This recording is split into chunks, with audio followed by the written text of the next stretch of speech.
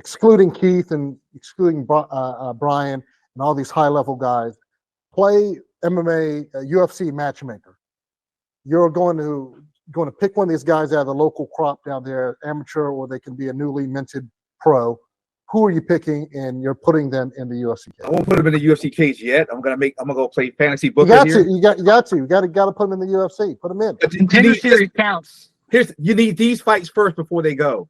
Josh Boxinger and Isaiah Monroe, the winner goes. And then Jonathan Martin, Paris Artist, the winner goes.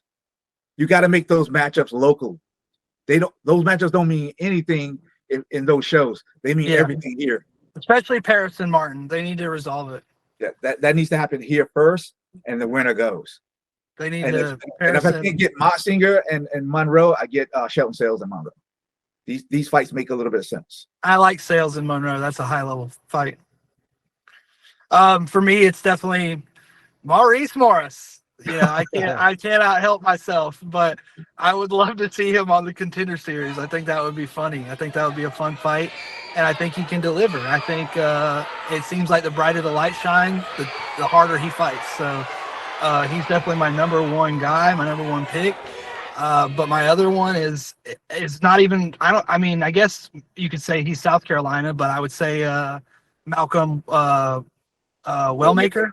Wellmaker is a guy that I could see. Is he Georgia? I think he's North Augusta, South Carolina. But either way, he's fought a lot in South Carolina, and I think he's one of those guys who could be ready.